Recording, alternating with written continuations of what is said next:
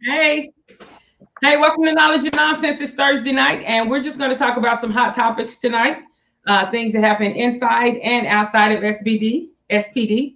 My shirt says "Remember Tulsa" for those of you who may not know what Tulsa is. Remember Tulsa? And so we were talking about Luane. You were saying different things as far as current events and how we should position for affecting change. Yeah, well, I think what's interesting, even to your T-shirt, right? Growing up in New York, I can honestly tell you that I didn't know about the Tulsa riots and Black Wall Street till about 10 years ago. Wow. And even the term Juneteenth wasn't a holiday for us. I had no idea what it meant. What was the historical impact? Because there was very little dialogue around that holiday. But talking to some friends who are from Tulsa and some friends that live in Texas, they will share some of their childhood stories about Juneteenth, and Juneteenth to our family in Tulsa and different parts of different southern states was as impactful as the 4th of July was for us in New York City. There were fireworks and great jubilee and parades. So it's so interesting to me that history and traditions amongst the same people can vary depending on what region of the country you live in. It's so fascinating to me. Can vary so widely. Yeah, it is. Yeah. And Luane, and they both represent Independence Day, really, if you think about it, right? Right. Independence Day. And so, again, like you said, I mean, we say, under United Nations, and we are, but it's unfortunate where something that means so much to someone in the United Nations can divide a nation because someone doesn't understand. And, and I think like we're talking about isms, and I really think that's something that's really important, that people, we have a right to agree to disagree, but respectfully. So, and I just say that from seeing some posts that have been going around as far as Juneteenth and what is important to someone, whether, like I said, we agree or disagree, respect that. Yeah, you're right. You're so right. Power hit first and foremost. This is the greatest country in the world, right? And even in this greatness, there are so many flaws. Most of us, African Americans, Black Americans, well, many of us, can't say most, many of us, speaking for my family, we are aboriginal to 2 continents, right? I got great grandparents who were native born in America, period. From the Shinnecock Native Americans out of Queens, New York. And the other side, we trace our roots back to Sierra Leone in Africa. So native roots on both continents. So this truly is a country of immigrants. Everyone's an immigrant. But being an immigrant, we should never tell only one story, right? We should never. Right now, I was raised only hearing the story of not of the victim, but of the victor, right? Columbus discovered America, sailed the ocean blue, all of that great stuff. Never knew anything about the Native American contribution. Never knew anything about that. On Columbus's ship, the Pena, there was actually a black a captain. They call him Mr. Peter, right, or Peter de Negrito, who spoke a multitude of languages, and that when he got, he was able to communicate with the natives on this continent, and that was one of the reasons why the whole fleet wasn't slaughtered from day one, right? So there's so many different beautiful stories that should be uncovered, and some that are not so beautiful. The common denominator amongst all of these stories is part of our story as Americans. Regardless of your color, your creed, your religion, we should tell the American story, not just European American, not just African American, but the full spectrum of the American story. I agree. Yep. Yep.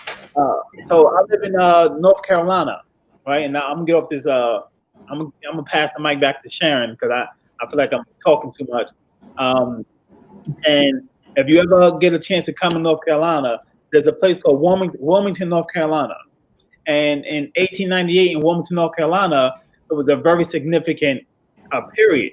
And Wilmington, back in those days, 1800s, most Republicans, most black folk were Republicans, right? That was the party of Lincoln, right? Democrats was the primarily European or white American party. And Wilmington, North Carolina, they had a third party called the Fusion government. And this was a government made up of white Republicans, black Republicans, and some Democrats. The beauty of this town, this was another Black Wall Street. You know, you have black folk who were in politics, owning banks, professors, inventors, all of the above. But this was the first time in history that there was a coup d'etat. And what that means is the government was sacked. So a democratically elected government in the United States of America was actually overran, right, by military force. Only time has ever happened in this country. And that part of history was lost. You know, thousands of people, black Americans, were forced out of their homes and won't ever return. The number of casualties is still unknown. And if you ever make it to North Carolina, it's so impactful because they have some recording, they have pictures of this town and the thriving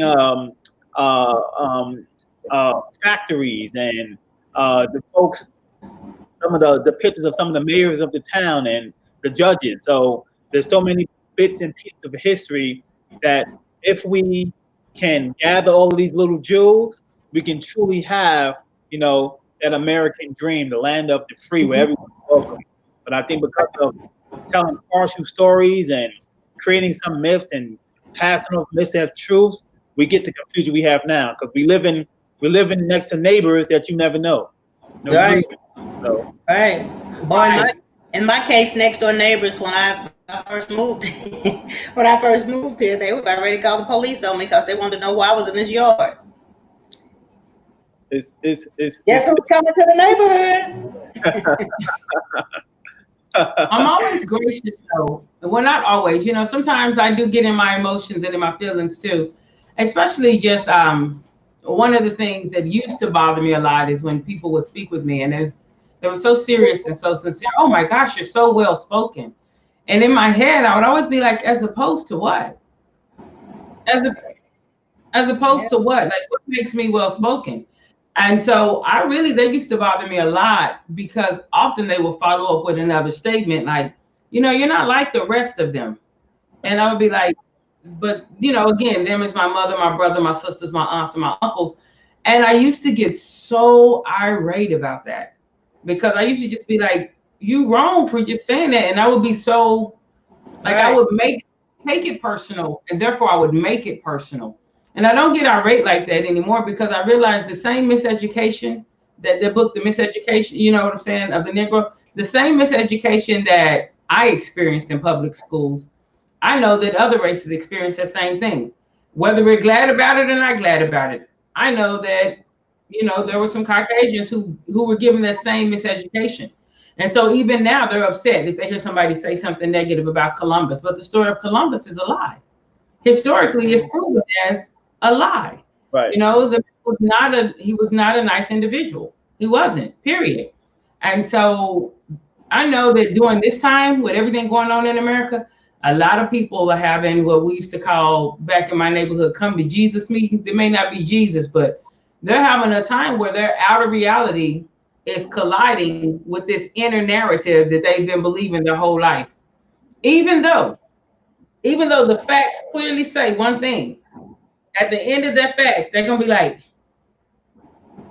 and because it's so hard to wrap their mind around, that's that cognitive dissonance again. They're going to go right back to, well, I think this, you know, right. It doesn't matter. You just clearly saw facts, but because it's too hard for a lot of people to, you know, they have to have time to digest it, process it. And, you know, a lot of people who are on the wrong side of that are like, look, we don't have no more time for this. You know, my cousin's dying in the streets on humbugs, so we don't have time for it. So I don't get as mad anymore. I do get mobile though. You know, I do get mobile. I use my influence to bring education. I do whatever I can to mobilize individuals and be like, no, we're not going to go spend all this money on some sneakers. Let me tell you what we're about to do with these resources. Let me tell you how we're going to channel these funds. Let me connect you with some people who are doing some different things, you know, that are not just immediate consumerism, but about things that can produce. I went on a rant there too, but I mean, we're here to be I definitely understand that. That made me, when I first moved to Texas, it was still is, I don't know, well, they may have done something now, but a water fountain, you know, in the state building that says colors, you know, colors only. And that had asked to move that fountain, and they were like, oh, this is part of history. You know, so it's amazing to me how we pick and choose history. Yeah. So who wants to look at that water fountain? You know, that nobody wants to see that. You know, and now it's like, you know, like with the statues, nobody. Yeah, I'm like you. I'm just kind of like where I remember in stir processing with the radio.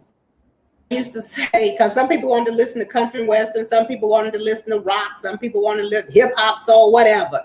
And so I would say that everybody needed to be on the same page. You know, like if you listen to one station for 1 hour and another station for another hour, but if you couldn't get it together, then it was going on KOFF, which means turn it off. And so I feel the same way about, you know, if it may not be offensive to you, but if it offends someone else, let it go. You know, let it go. Remove whatever that barrier is that keeps us from being is one.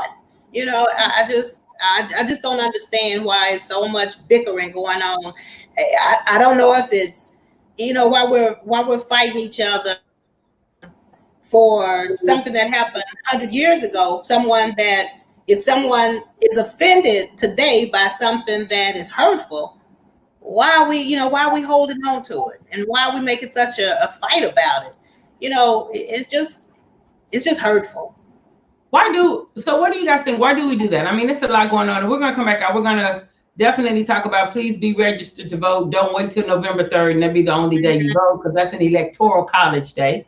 So just be registered to vote anyway. Be aware of what's going on in your neighborhood, who's running, things like that. Why do you think we just having a real conversation, right? Today is water cooler conversation. Everyone's welcome. Why do individuals get so upset? Like, I know sometimes there are trolls online and their whole job is to be antagonistic. But why would, like, I placed a post in there about the Sims, this Dr. Sims, you know, and about his practices, and you know, they're practices that people wouldn't do on animals. And I know that people have tested on African Americans, on Native Americans, on you know, Hispanics, Latinas. I know that also things have been practiced on other people that were not right. But what makes us get so offended that I begin to have to call you names? You know, like, what is that? Is that just immaturity? Is that lack of education? Is it that the wound is so raw that I don't even want to talk about it? Don't touch anywhere around that because it's tender? What is that? Go ahead. No, I was going to say, I think it's all that you said. And history has taught me that a person that feels less than is usually the one that's trying to bark on somebody else, you know, pee on somebody else's tree. And so with that, I just say, bless you, because somewhere along the way, you have some things going on with you, some insecurities going on with you, that you feel like you have to, you know, you have to make yourself feel more important than someone. That doesn't make you more important than someone, but, you know, so I say, bless everybody that's going through some hurt right now. Let it go, move on. Well, and I can understand. I think it's comes with intellect, right? You have a confirmed fact and an accepted fact, right? So a confirmed fact is, you know, fire is hot, right? It's confirmed. You put your hand in fire, you will likely get burned. But then you got accepted facts that may not fit the scientific norms, but in your little corner, on your section or your sector, you believe this wholeheartedly.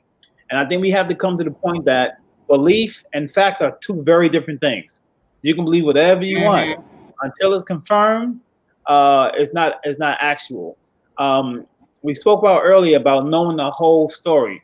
I think if Americans from different backgrounds would learn the whole story and understand that even in our greatness as a country, there are some dark chapters that we just buried. And now these chapters are becoming known to all. Let's talk about it. Let's accept our entire history, not just the glory and the banner and turning around that is one-sided. This is American history. Teach the whole story. We can have greater dialogue. There's so many missing components, and a lot of anger that you see is because you have folks that in that chapter of American history, many of us were the victims. Right. And even in that crisis, we were only. I was telling a friend of mine who happened to be white. She knew very little about the slave trades, right? But even her lack of knowledge on the slave trades, that's all she knew about Black and American history. I said, hey, it just didn't start in the 1600s, or rather the 1400s, which was the actual first slave trade in this country. Black and African culture goes back hundreds of thousands of years. That's the oldest civilization on the planet. So you have to really do your homework. You have to. You shouldn't be sitting at a table where everyone thinks just like you. You'll never learn anything new. Yeah. So have those conversations. There's so many beautiful stories about this country, but we've only heard, the ones that have been fantasized, that they can be put in a comic book like the Columbus story, and only all of the horrific ones. There's so much in between that we never get a chance to talk about. Yeah. And so, Dwayne, I want to be clear when I said let go and move on. I'm not talking about some of these things that need to be brought out to light, and that we do need to, as a country, fix and heal. I'm saying as far as all the hatred, because things are being brought to light. Like this. Let me read this. I want to move on, but no. I just want to be clear. Like this, because. Go ahead. I'm sorry, Sharon.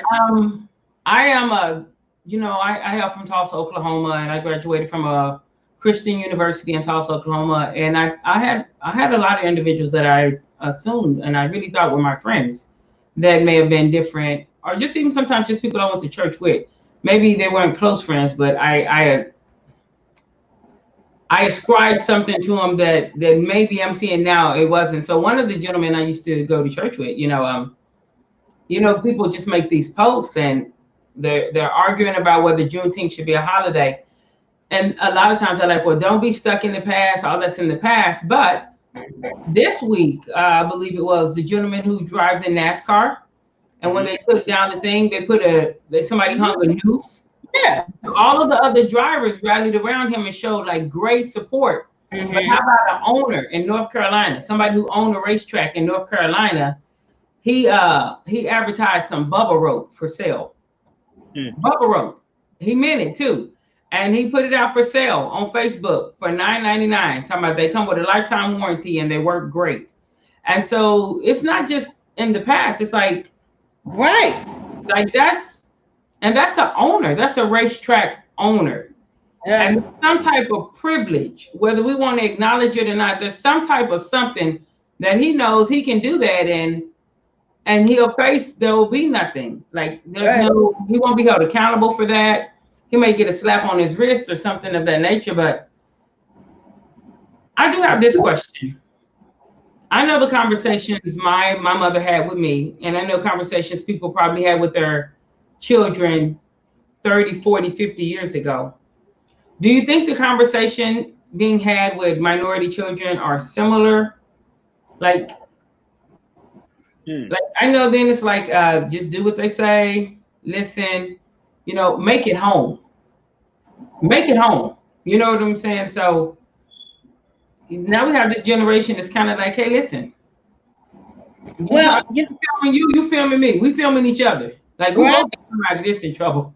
But you know what's so sad? I remember my mother saying, certain towns, Texas, I wasn't living in Texas at the time, but certain towns in Texas, if we were driving, like vacation, we need to get through them before the sun goes down. So I can remember that. And I'm gonna say what's so sad now, it's like I'm out driving and I'm thinking, I think I need to get home before dark. People coming up accidentally hung, somebody committed suicide hung. No, so yeah, I as far as much as we've supposedly have progressed, yeah, and to that point, things that happen in our past becomes imprinted on you genetically. That same story that your mother told you, it was a different version that her mother told her. It may have been, don't walk through that particular field. And so it comes from a source of truth, of direct experience. It comes from a place where when we didn't have the internet and can share these experiences, so we had to have those verbal traditions and able to pass it down. This is how this is what kept us alive. So if our neighbors would take a time to understand how come certain pockets of our communities feel the way they do, it's an ongoing struggle, right? Being born and raised in this beautiful country and still not feel welcome, right? You still don't feel welcome. You still have to be conscious that, hey, it's getting dark. Let me get inside. Even if you lived in a neighborhood all your life, you can maneuver your way through this neighborhood with the lights out. You still don't feel. You feel like you don't feel like a resident. You feel like a guest, and feeling like a guest, the owner of the property that you're in can tell you, hey, guest, it's time to go home. So there's a lot of work to be done. And you mentioned voting, Sharon. We as Americans, we have to exercise every right afforded to us. And some of those rights, although they're afforded, we in some cases haven't been granted the opportunity to utilize, or we don't know how to utilize them. But we have to learn to utilize every right afforded to us as natives to this beautiful country. Hey, let's bless some of the people who are looking for jobs right now. A lot of people have been furloughed. So we're gonna keep it along this line, but let's switch. Let's try to help some people who may not realize how effective their posts are on social media, positive and negative. Because listen, if somebody can poke you and you get in your feelings immediately and then you over respond, you have to deal with that over respond. It's no longer about the poke. So if somebody pokes me and I go off on social media and say, kill all green people or something like that, I'm going to have to deal with that kill all green people thing that I wrote. No one's going to be like, well, she was poked first. It doesn't matter like that. So a lot of people, even right now in SPD, I know a lot of the travelers, they've been like, okay, coming out of this pandemic, some of them are like, hey, where's the work? Where's the work? Where's the work? Other people are like, hey, no, we got the work, but it's not as it was before COVID. And so with all of these things going on, social media is the water cooler now. Where people used to meet at the water cooler to talk about things. Social media is that place where people talk, and a lot of people don't know. You still have to be aware. And I mean, you can listen out there in social media land. You can say, it's my page. If they don't like it, unfriend me. I don't care. You can say that. You have that absolute right. This is America. You can say that. But I want to let you know that individuals who hire people, they do look at your social media sites. And even if they don't look at your social media sites, but other people that they may ask about you, they're looking as well. And so you want to, if you can't, you want to be able to articulate your argument. You want to be able to say one thing at least 3 different ways. You want to be able to use, as we would say to a child, use your words, and not just only your negative words. So what are some ways we can help people in the field? Because in a perfect world, you go to work and none of this comes up, but we work with all people. Still processing, all fields are diverse. Most of us work with people who don't always look like us. It's a melting pot. It's America.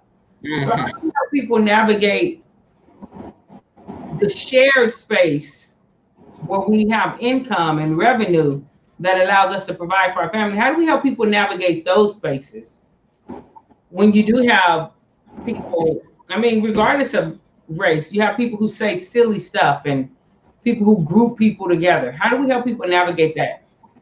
I go back to I think about being the only person a lot of times early on, working my first job processing place. I think it was probably 6 people of color and out of 60. And I remember sitting at the table in the cafeteria, and this woman said that her husband and sons had gone fishing, and the car, when they brought the car back, it looked like a bunch of ends had been in it. So it was like some cold water went on me, and I've to pick and choose your battles. Of course, I didn't have an appetite any longer, so I got up and left. I would say today, but I mean, we saying 30 years, 30-something years ago. Today, I probably would have had the conversation, but not in an argumentative way.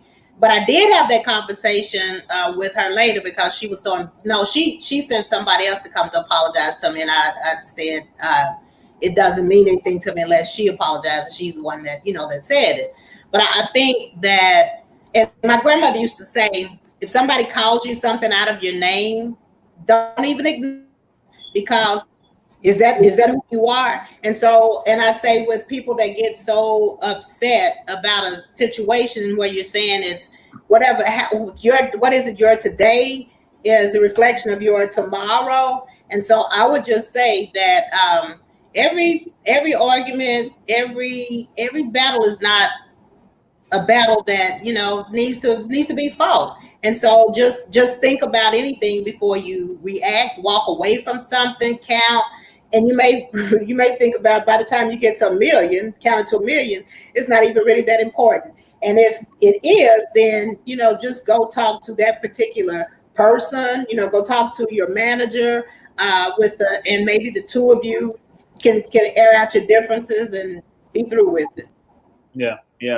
That's a lot of wisdom in everything you just said, Karen. And I would also add that social media does not have short-term memory.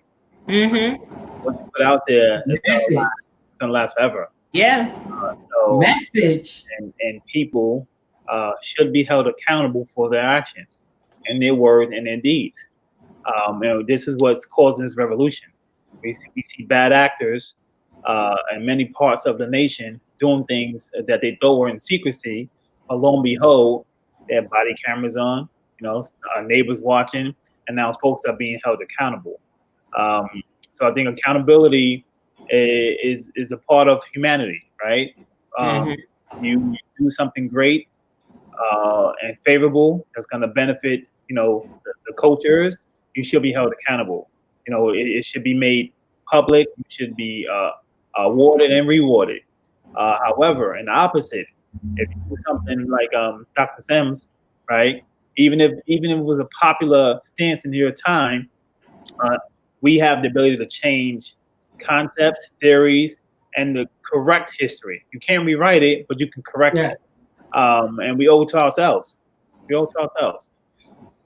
I think, again, with me, even in correcting it with Dr. Sims, this is my opinion, but you can use the information. We've been using the information he provided, you know what I'm saying? But he really didn't provide it. It was provided on the backs of 3 young ladies, you know what I'm saying? So maybe the instruments are named after them, who gave their life, blood, sweat, and tears. You know what I'm saying? Maybe it's not the father of gynecology. Maybe it's the mothers of gynecology, 3M. And so I'm like, give them that name. Give them that name. Honor them. It was their sacrifice. Wasn't his sacrifice. Okay, I got a little passionate there. But it was their sacrifice. He was interested. They were committed. There's a difference. You know what I mean? He was interested. They were committed. And so it was an experiment. Yeah. I like what Donnie says. Some people are intensely focused on proving a point during this time versus utilizing their time to provide solutions. Right. That is so true. And that is very true on social media. Some of the more vocal people on social media with the popping in with the post. Mm-hmm.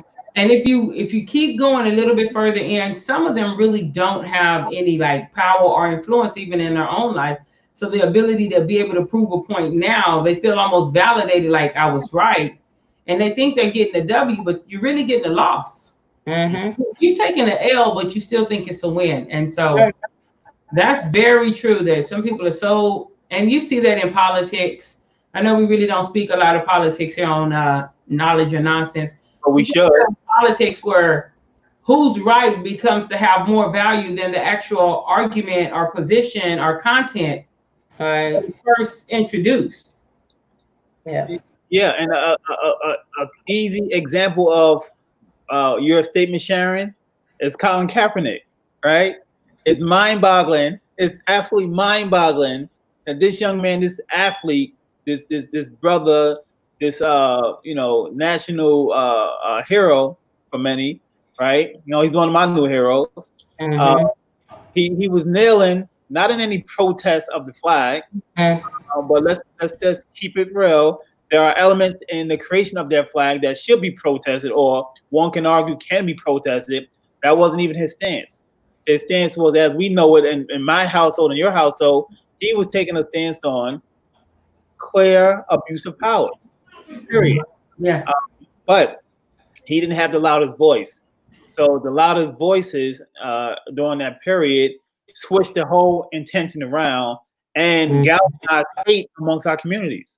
You know, if folks really took the time to listen, and if I can understand your viewpoint and the why and the what and the when that led you to the how, at that moment I would most likely agree with you. I can see why you're mad. I understand that.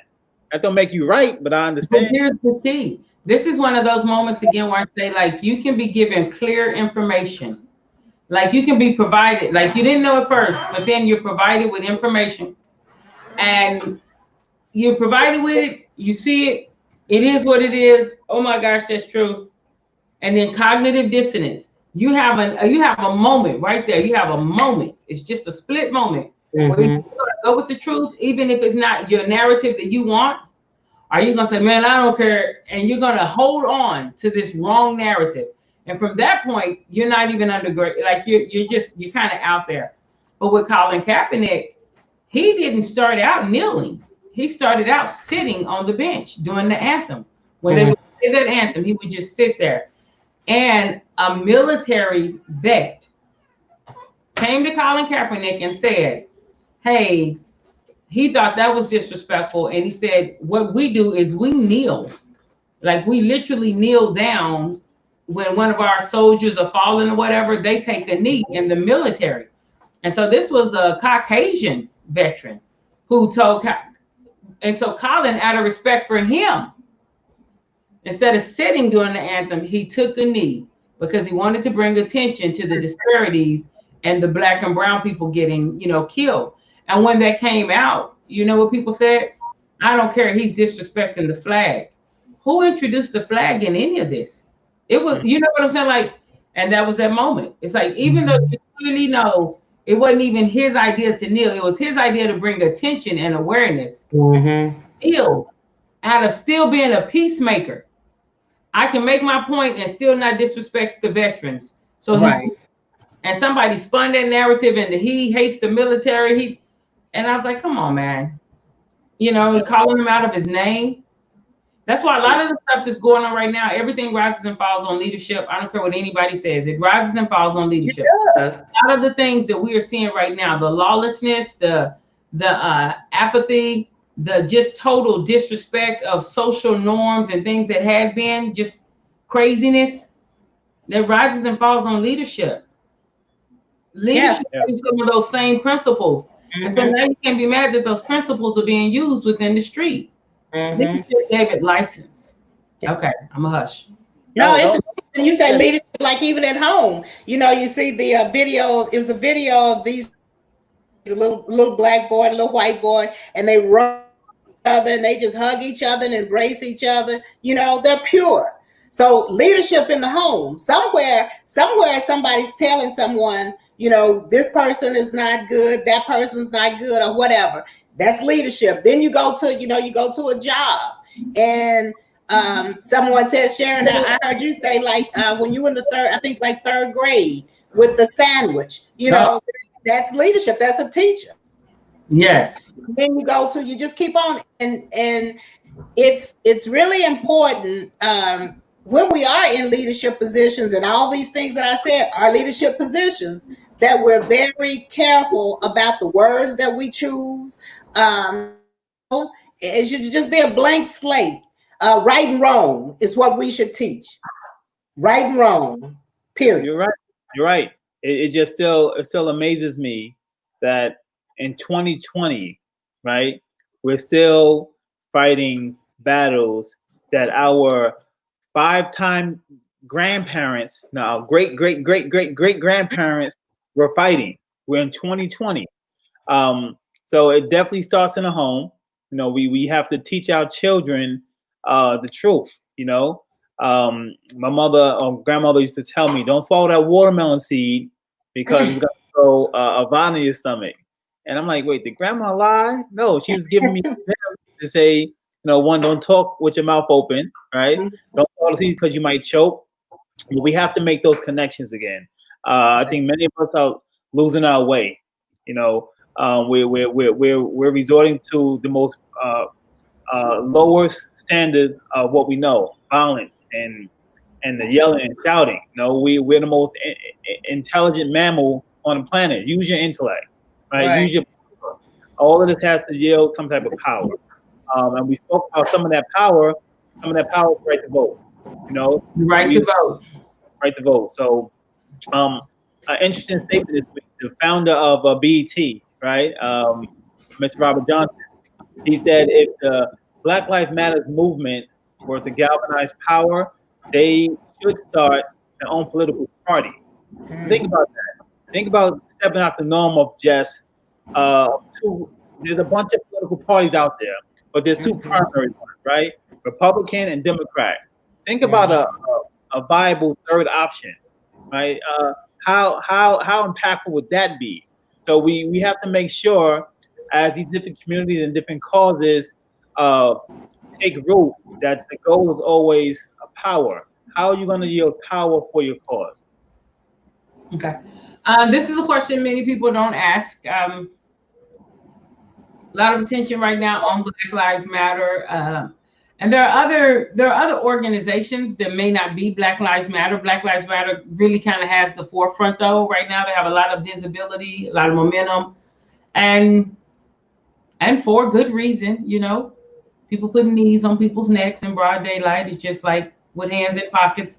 It was just so cold and cavalier. Like it was just, that right there was just, that was a snapshot in history. And so actually, Donnie, yeah, that's my question. Like, what do you recommend to bring forth healing? You know, like a lot of people say still, I've heard people say, give us our 40 acres and a mule. I wouldn't know what to do with a mule. I'd rock that 40 acres. I'd rock that 40 acres though, I would. But I wouldn't know too much of what to do with a mule. So I would probably want something that's not a mule right now to work the 40 acres. Maybe they help plow the acres. I don't know. Yeah, no, that's to help plow the acres, but I'm not a farmer. So I would be like, can I have something else? Maybe some real estate. Throw up some something. But I believe it was Ice Cube, an associate of mine told me Ice Cube was like, no taxes for 462 years. And a lot of people may say, well, Ice Cube is he's a gangster rapper, but I was like, that's a great idea. It would be hard for America to do that, but that's a great idea. We have paid in. Yeah. We have paid in, I've always been one to disagree on certain points, right? I think as Black people, right, African Americans, we come from so many different diverse experiences, yet we have so many of the same experiences that there should, if we're talking about reparation, there should be this one mindset, right? Right. I'll be concerned if you just start giving out checks to people who are financially illiterate, right? They'll be in worse position than what they was before they got a check. But I would absolutely support free healthcare, specialized tax bracket, free universal education for African American and their descendants, similar provisions that have been set aside for other groups, right? Native Americans, certain Native American tribes have provisions set aside for them within the Constitution. Certain religious organizations have provisions set aside for them to benefit the integrity of their culture, their financial circumstances. One clear example, I have friends in New York who are members of the Orthodox and Hasidic Jewish community. And I can tell you, there are vast neighborhoods in New York City that are owned by this particular group. And as hard as many of them may work, they had assistance. They had assistance in the form of government grants and bonds. They had assistance in the form of direct access, being given loans or grants that will never have to be paid back. So I think the term reparation is a very needed one, a needed conversation. And we have so many brilliant minds within our country. I'm looking forward to the day that folks can support Sheila Jackson, who is one of the U.S. Congresswoman, who's actually put this bill on the floor multiple times, and it's coming back up for review. So, yeah, I think there's so much out there. We should look at the broad spectrum. Again, I'll be so concerned. I got some cousins. You can give them $1 million. I can guarantee you, in 12 months, they might be coming back actually for $10, right? They just not financially illiterate. Consumerism is a real thing. Consumerism. That's an ism we should have talked about in this month. Consumerism. It's a thing, y'all. It's a thing. Listen, when you get money, the first thing you think is how I'm going to spend all this money. You may be a consumer. I want you to go to a support group and say, hi, my name is Tommy and I'm a consumer. Consumerism is a thing, and we want to be mindful of that. So we're going to end about 42 minutes. Community, COVID, I do want to hit this briefly. World, COVID is still in these streets, just so y'all know. I know everything's opening back up. Please continue to be mindful with masks and, universal washing your hands, doing the basic things. Please continue to do that. Cross-contamination, please continue social distancing. I know we're getting out a little more, but be mindful. And if you've been around someone that has tested positive, take a few days. If you can, please take a few days and not be around individuals, kind of isolate and quarantine so that you don't pass something on. Hey, where you guys are located, are you seeing a lot of people choosing to forego some of the protective measures that can really help them stay healthy? Well, you know what I was thinking about just now, Sharon, when you talk about COVID. We talk about washing your hands, which is scientifically proven and something we was raised with, right? You don't wash your hands in my house growing up, you'd be on punishment for the rest of your life. So it's part of our culture. But when we talk about COVID and even the need of having running water, there are different levels of poverty in our community that we never talk about. Wow. We talk about the homeless because they're visible.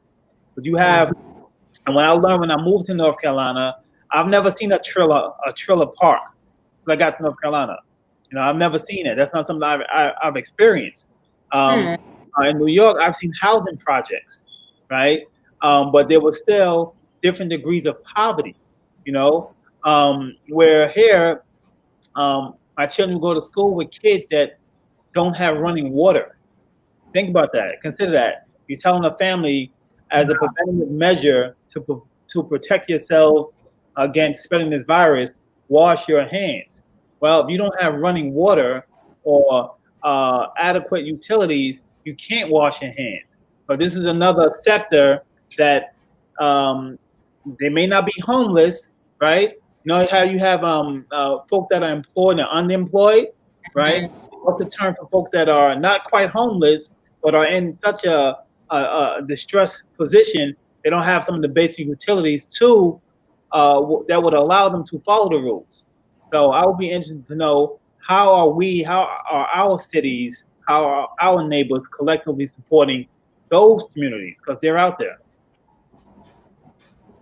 You know what?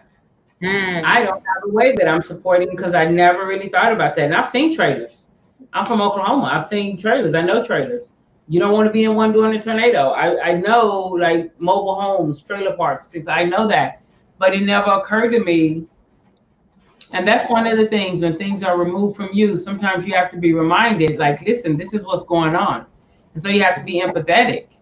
How do you help someone like that? I mean, you can pay some water bills, but do you know, like, right? How do you even know that they didn't have running water if your children didn't let you know? Right. There are so many wonderful heroes, right? I began reading stories where people would just come to, the local elementary school and pay off the lunch balances. Think about that.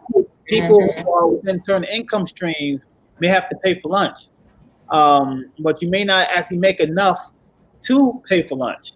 So these kids in some schools are denied lunch, right? And they have to resort to whatever the social worker or their best friend has an extra apple.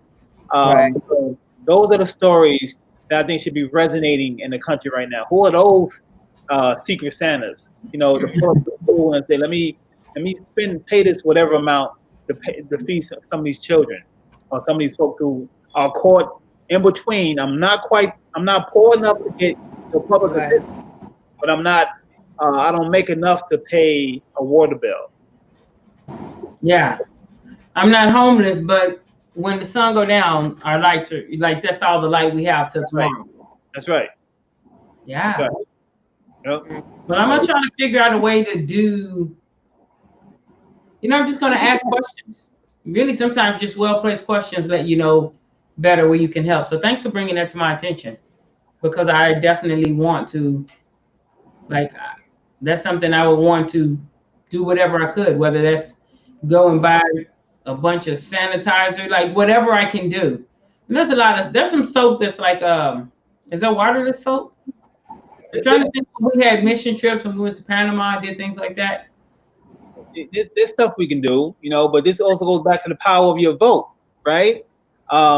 You have to know what's in your community in order to empower your community, because what you don't know can hurt you. It really can hurt you. It's about information, having these tough conversations, and I agree with Regina Barnes. He says sometimes we need to have empathy, not sympathy, and begin to communicate with each other and work together. Agreed. Agreed. Agreed. Agreed. So let's have those talks. All right. Do you guys have any final say before we Everyone said yes, Regina. Apply the knowledge. Do you guys have any final thoughts before we close it out? I'm going to close out with this legacy versus inheritance video, because that video is just so powerful to me. It's from Dr. Sam Chan out of Atlanta, Georgia, with Dream Releaser Coaching, a dynamic individual who's been teaching leadership, oh my gosh, 30, 40 years, just a very dynamic leader and trainer of leaders, a leader of leaders. And that legacy versus inheritance video it really resonates with me, because again, consumerism will have you with a bunch of stuff. Legacy will have the people who come after you, whether they have any of that stuff, they have the ability and the know-how and the knowledge, like legacy, who you're leaving behind, character, content, like you're making better human beings. You know what I'm saying? You're not teaching, hey, you're teaching power, you're teaching them resilience, things like that. And so it's powerful. That video is so powerful. And that's a goal, right? For years, we, folks in my family would transition, we were left with only good stories. That's all they had to leave us. Right? That's all they knew to leave us. We had a bunch of good stories. But I think we begin to get smarter and smarter. So to make sure the next generation is going to be stronger and more positioned than the last. But last words for me, I truly believe we're all we got. So we got to really empower one another and just support. Sometimes we may not understand how, but by way of these conversations, we can understand why. Yeah. And it's okay. It's okay to, like I said, to disagree, but let's agree to disagree. It's okay not to like someone, but let's learn to respect whatever that person, those differences are. And when you see somebody down, don't kick them. Mm-hmm. I always say be mindful of that anyway. Don't you rejoice because somebody going through a hard time, because you don't know what's around the corner. Right. You don't know what's around the corner. I believe stuff boomerangs. It boomerangs. Be merciful, be kind, not because it's a reward in it for you, but because it's just kind of like the right thing to do. And right now, our country is so fractured, guys. Our country is so fractured right now. Luane, I remember a few weeks back, you had mentioned something about things being just fractured. Our country is so fractured right now. So we just kind of want to be mindful, even there, that pay attention. Our stuff is fractured. We're not in the strongest position we've ever been in. So really pick your battles. The one thing I love about COVID, when COVID first hit America in March, all these fractions everybody came now, everybody was on Team America. Just like when 9/11 hit Team America, because we had a common enemy. And when that common enemy began to be dealt with and it's no longer anymore, it's almost like, is there a human component that needs an enemy? It's almost like now we don't have a common enemy, so we start looking at one another again. Well, look at you. Okay, now we're back. Okay, I hate you now, but listen, if this come back, we shoulder to shoulder. Come back together. Yeah. We ain't really friends. It's just an enemy of my enemy. You know what I'm saying? What is it? I'm a friend of the enemy of my enemy until that's no longer my enemy. And now I'm back to not liking you. It's just so we have to we must stop allowing people to commercialize our pains, right? Man, you better preach. That's good. Don't profit off our pains, because you'll make the profit, but there's no healing. Pain is still gonna be there. It's just gonna resurface in a different fashion. Right. Today's a statue. What's tomorrow? Right? It's a color. That color represents something that we weren't taught to have a dialogue about. We don't truly comprehend the impact on all citizens. How does this resonate? So we got to stop. Must not allow people to commercialize our pain. But that's what I'm voting for. I'm voting for those leaders who I feel won't commercialize my pain.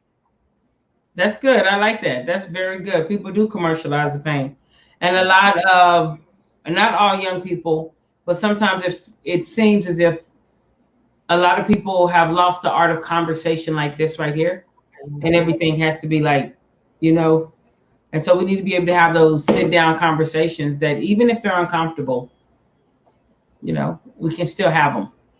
That's all I have. I'm gonna play this video. Thank y'all so much for spending time with me this evening. Won't see you this Saturday. You guys may be on here doing Knowledge and Nonsense without me, but I am going to enjoy my birthday. I think I will start that a little later this evening and just enjoy some time and reflect on life, man. Listen, folks, life goes by fast. I'm older than I ever thought I'd be, and I'm glad to be here. Yes, so life goes by pretty quick. Thanks again, and we're gonna show this video. Those of you who are watching this video, I encourage you to just think for a moment. Am I leaving? You can leave both. Am I focused so much on the inheritance that I'm not worried about the legacy? Being mindful of what you are sowing into your children, your nieces, your nephew, your community. Be mindful of what you're sowing into people for the future. What you're investing, the ingredients you're putting in them. Don't just teach them some old foolishness, man. Give them legacy. Let them be part of the legacy. All right.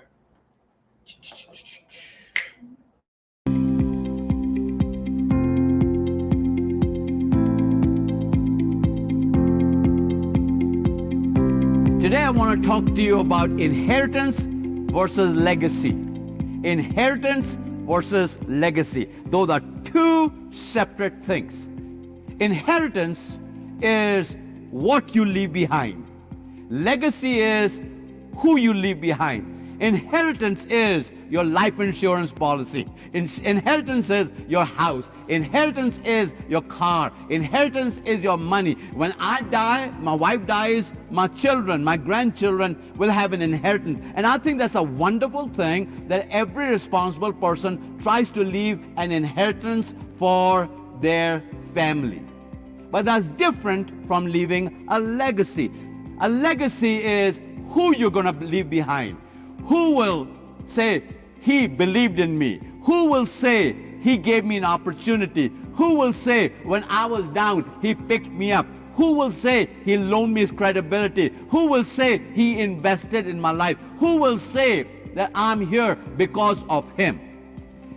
As good as inheritance is, it'll go away. The house will break down. The car will break down. Something will burn up. This will go away. This will live on. This is your legacy. The question is not, which one should I do? The question is, I know you're working on your inheritance, but I also want you to work on your legacy so you can leave an inheritance as well as a legacy.